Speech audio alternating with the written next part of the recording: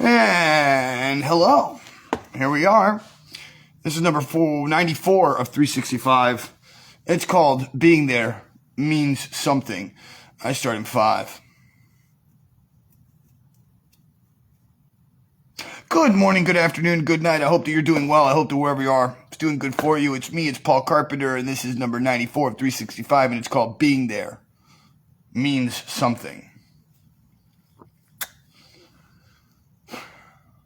Goes something like this. Have you ever been in a spot where you have nothing? I mean, absolutely nothing, to the point where it seems like the universe is pulling everything away from you and there's just nothing. You have no money. You might not even have a place to live. You might be like in the worst of the worst emotional feeling place. Plus, like, you're destitute, you're pissed off, you're angry at the world. Lots of stuff bad's happening to you.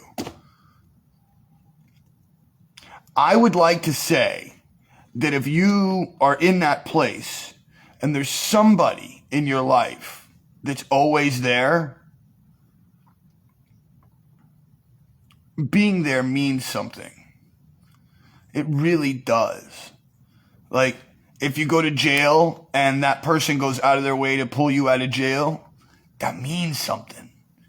When you don't have a Christmas and somebody goes out of their way to give you a Christmas with no money, and they do everything they can to make you happy, that means something. When you've been robbed, your wallet's been taken, your cell phone, you have absolutely nothing, but there's at least one person you can pick up the phone and talk to, holy crap, that means something. Yeah. I've been saying this for a long time, and that's this, that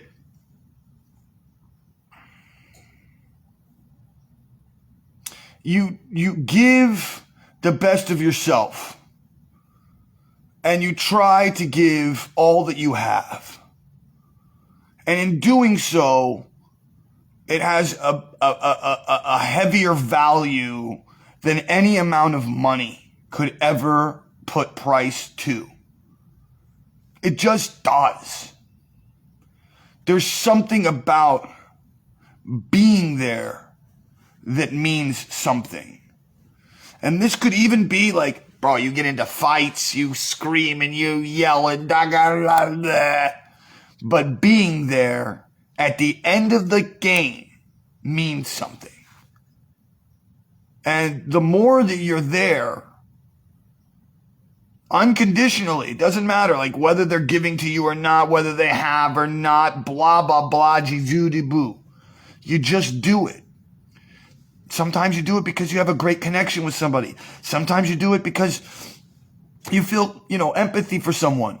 Sometimes you do it because, you just do it. No questions asked. Not just because you, as a person, hold in a very nice, beautiful place. So even if the world is stealing your wallet, even if the world is stealing your cell phone, even if the world is stealing your children, even if the world is doing this, that, and the other, you don't hold negative, bro. You just don't. If this person or that person's hurting you, let them. If they try to apologize for whatever reason, manipulation or not, but they're trying to apologize, let them. Maya Angelou, beautiful American poet, laureate, has a quote, and she says, if a person shows you who they are, let them. So, with that, although the world is a rough and sometimes tumultuous place to stay and be a part of, there's also this amazingly beautiful story that is happening around, which is there are other people just like you and me who are doing exactly like you and me, going out into the world and doing something nice for somebody else. And if they can't, they're doing something nice for themselves. Number two, they're not getting caught up in all the crazy stuff. And number three, like, share, subscribe if you would not mind. Send this out to somebody who wants to see it. Push the like button, push the share button, push the notification bell. If you'd like to support, you can go to Patreon/MentallyHYP2012. If you want to support, you can go to Cash App and do MentallyHYP2018. And I want to just for a second, I want to stop. I want to say, Natalie, thank you so much that you've been like watching the videos lately and commenting, and I really appreciate that. And oh, hi, Margaret. So in the end, and I said this to somebody and they got mad at me. Everybody receives redemption at the end of this game. At the end of this story that we're in, we all go back to source. We all go back to the place we were created. No matter how horrible you were, no matter how much crap you put on this earth, you go back to source. How close you are to source, could be a totally different story. When you get to actually be part of source again, could be another part of the story, but we're not going to get into that. What we're talking about here is that we all get redemption. We all will receive redemption. So if that's the case, redeem your brother and your sister today. Don't hold on to the anger. Don't hold on to the frustration. Put yourself into a place of full abundance where you know that there is beauty and awesomeness ahead of you at all times. And no matter what is the experience that's coming at you, it can only be seen in a positive manner. Hi, James. Good morning. What is source? Well, to an atheist, I don't know. I'm not sure if you're an atheist. To source, there is no such thing for an atheist, right? I also don't know if you're agnostic or atheist. Makes a big difference, in my opinion. So that would be the first question. Are you an atheist, James? Or agnostic? I could go into it really quickly. As an atheist, you say that you don't believe in anything, but you believe in something which is nothing, which means that you're believing in something. Atheist. Makes no sense to me. Agnostic, you're looking for an answer. You just don't have it. And you're more apt to pushing away false ideals and belief systems, i.e. religion, than truly trying to connect to something that's actually spiritual and something that is ethereal and something that we cannot explain. And that's unfortunate for most people because they think that it's a bunch of jargon.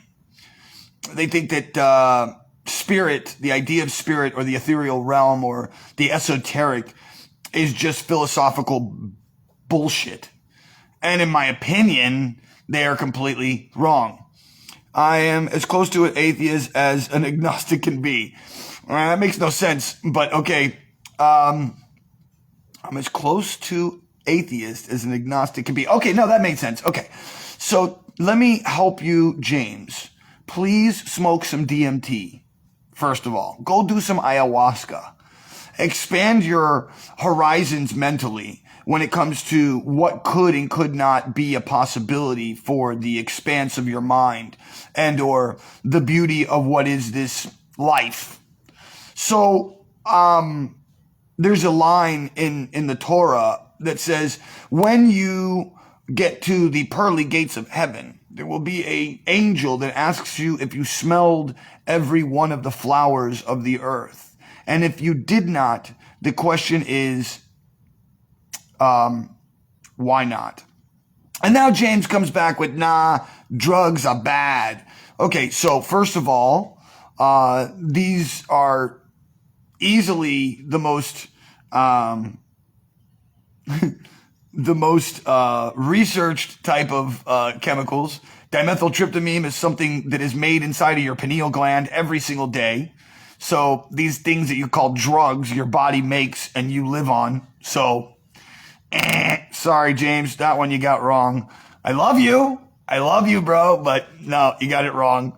The only reason I can say this with such validity and such strength behind me is that I spent 2 months doing ayahuasca. I've spent 2 months smoking DMT. I've spent 14 to 44, 30 some odd years being a psychonaut and using psychoactive substances, whether it's a peyote, whether it's mushrooms, whether it's dimethyltryptamine. I'm not really into acid. So, and out of all of those experiences, there was the dimethyltryptamine, the DMT was by far the most eye-opening when it comes to what is outside of our conscious realm. Along with that, I have made a concerted effort along the way to really connect to what I've called the beep beeps and the ding dings, right? So, and I've talked about this before, but I truly believe that at all times, at every single moment that you are consciously awake, God is in fact talking to you all day long. Granted, once again, James, you don't believe in God, so not going to be a very good conversation for you. But if you would like to try, allow the coincidences of life to be messages. Don't take them all. They're little grains of salt. So nothing, how do you, James, how do you explain that which is unexplainable? How do you connect to that which is not connectable?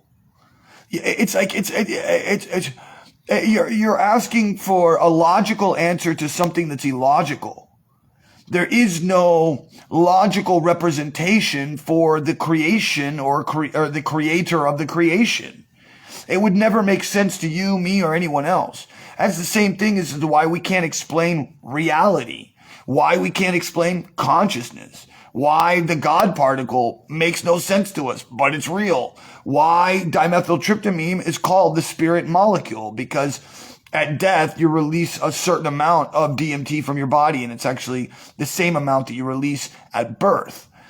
And so there's this chemically induced,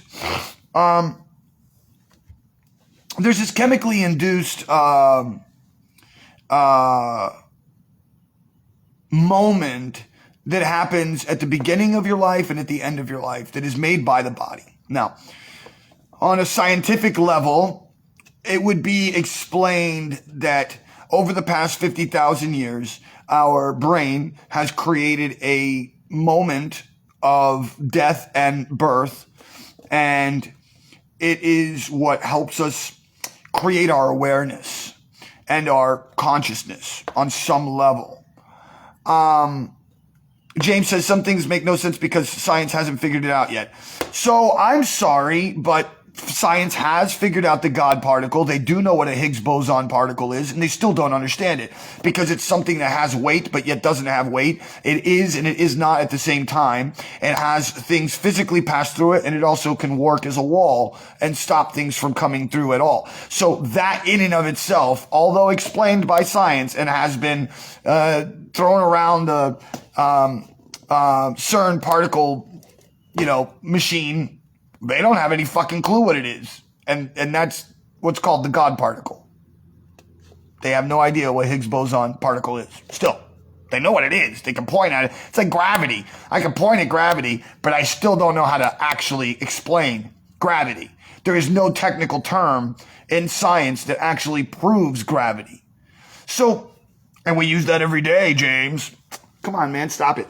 I feel like what you're doing is just playing a devil's advocate to yourself because you're scared of actually connecting to yourself. That's my opinion. I could be a total dick for saying that.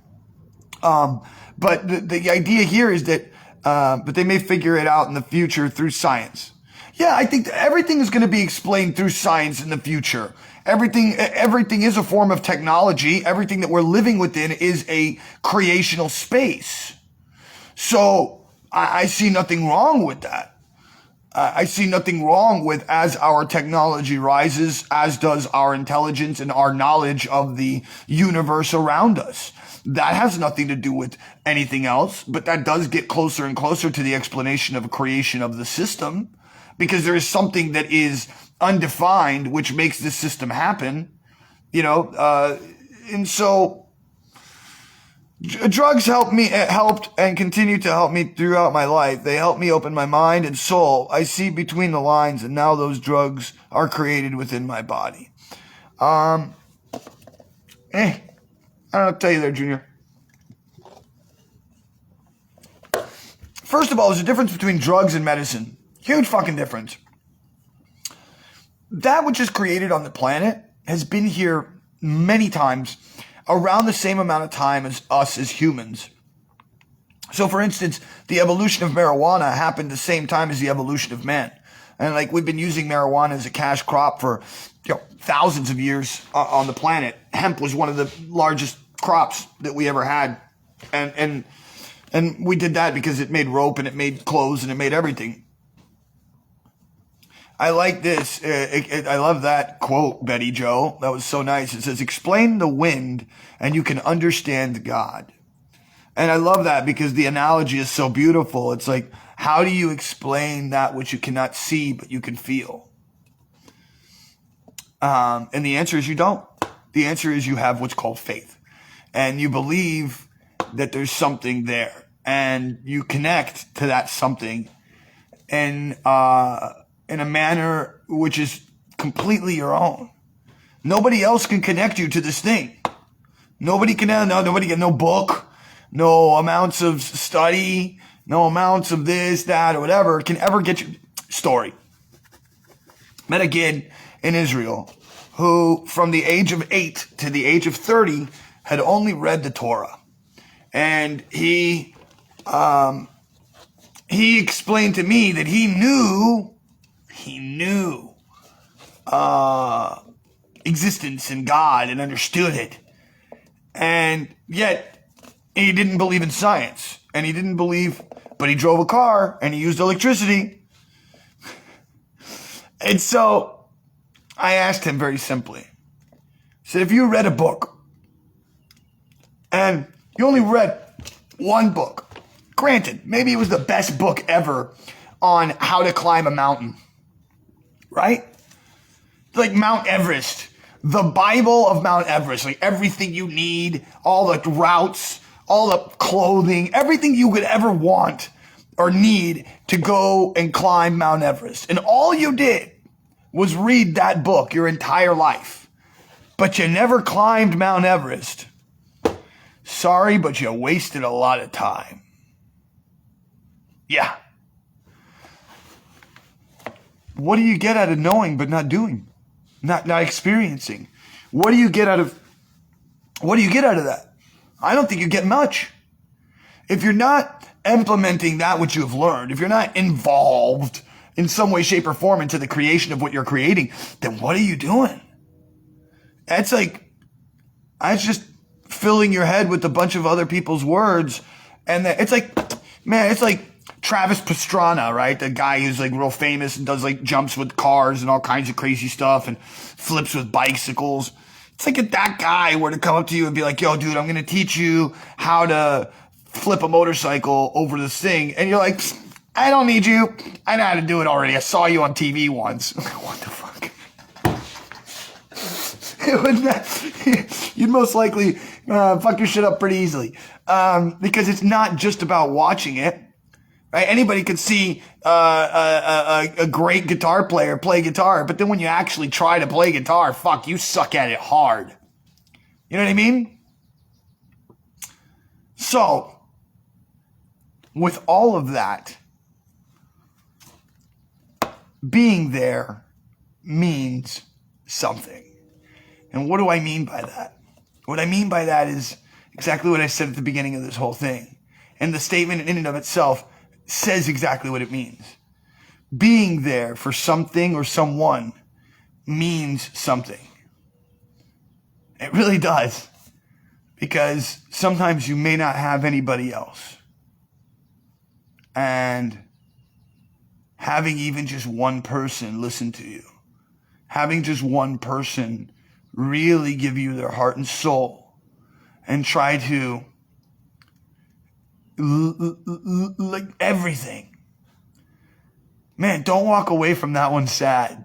Don't walk away from that place sad where you gave everything and the other person,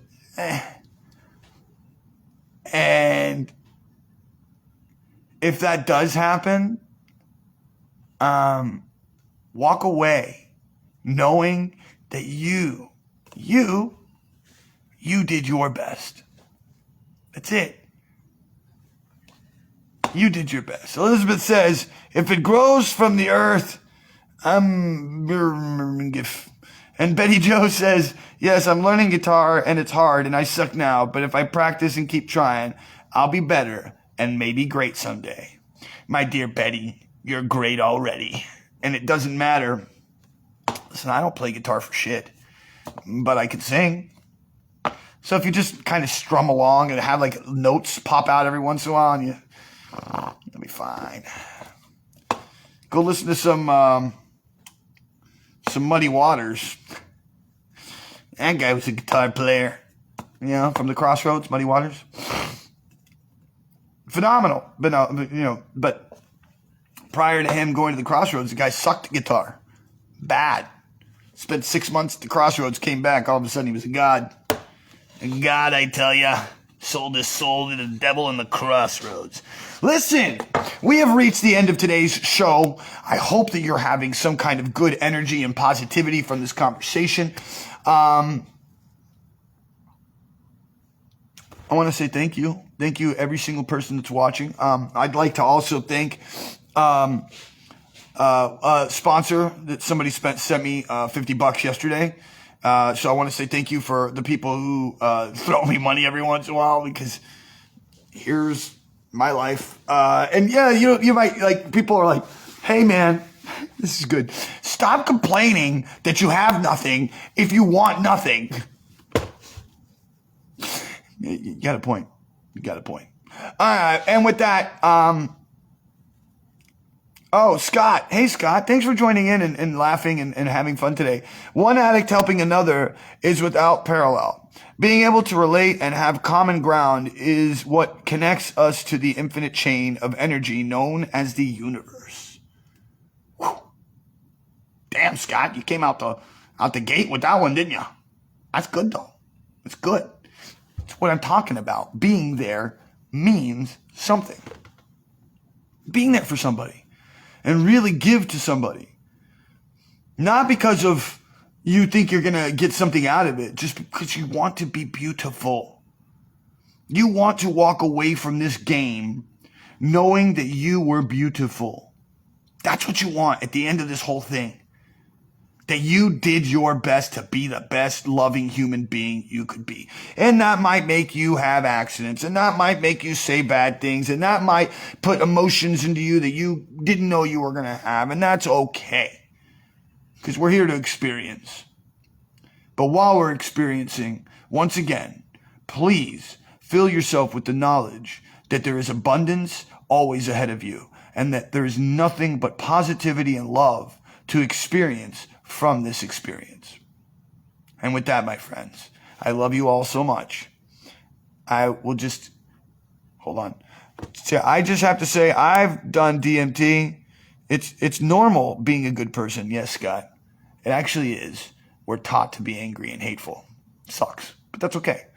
Being atheist doesn't mean you're not spiritual. Yes, it does. But being agnostic does not. Big difference. They give us relief, smoking or ingested, the plant forms. And Scott says, most people just aren't normal. Scott, it's oh too true. Once again, I think that the reason for that is because we are taught,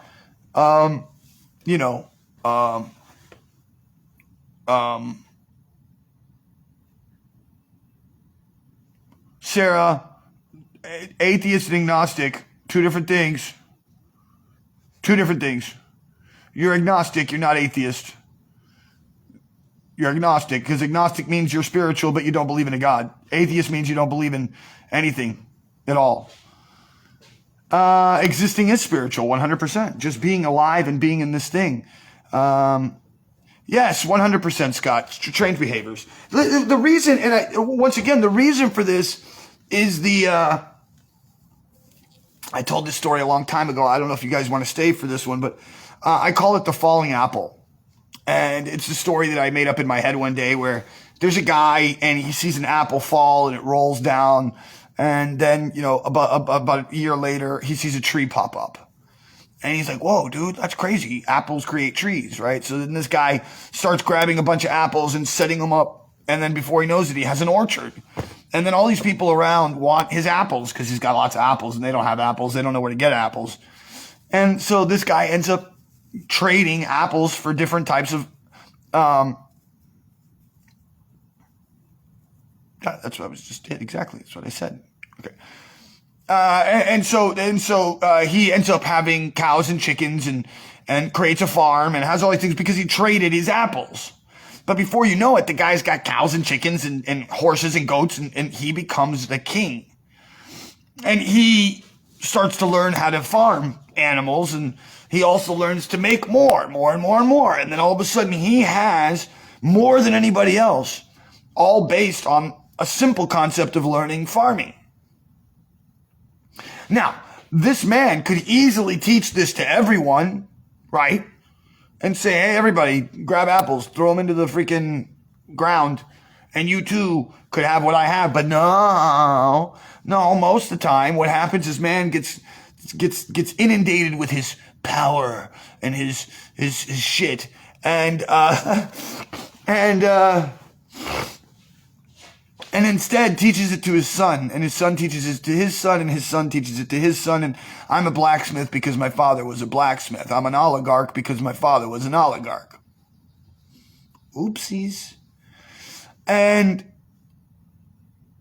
this is, in essence, why we hate each other. Why we're taught to be angry at each other and be disrespectful towards each other and talk down about each other.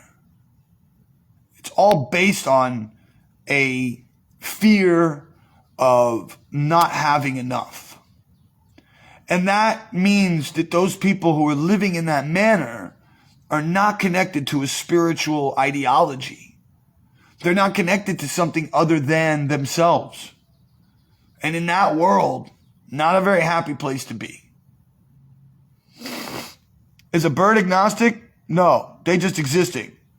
Bird doesn't know to be agnostic or atheist because it does not have consciousness in the same manner that we do. So therefore, it does not think about its process or its place in life.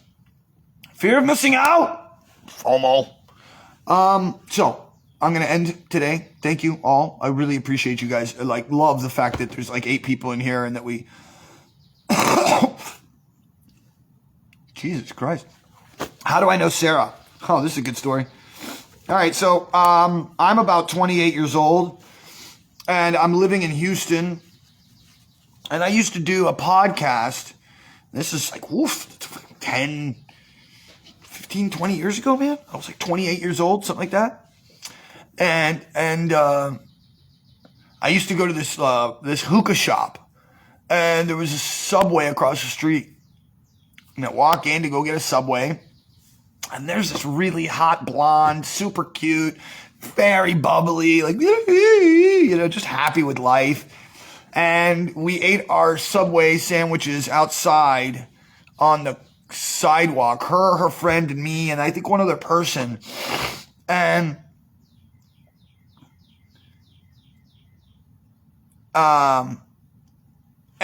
so anyways, we ended up hanging out, and then she asked me to go to her job, and then we ended up having a whirlwind adventure, and we ended up going to New Orleans together, which is when I worked for Harry Anderson, and And the Katrina happened. We separated. And since then, we've been talking and been friends forever. And I still love Sarah with all of my heart. And I should be there in March for her baby's birth. I still have a dragon tattoo. Of course I do. It's on my left arm right here. Yeah. Yep. So, guys, thank you. Every single one of you that are in here right now that have stayed this long, that have hung out with me for this long. Thank you, and thank you. I love you all so much. I really do. And I'm always here 24/7, 365. If you ever want to call me or talk to me or say hello to me or just talk about life because fuck it, you're pissed off or maybe you're happy and you want to tell me some good stuff. I'm always here. 832-323-1497. Call me whenever you'd like. 24/7, 365. I'm always going to answer the phone. If I don't, I'll answer it back as soon as I wake up or whatever. I love you. I love you. And I will see you all on the other side.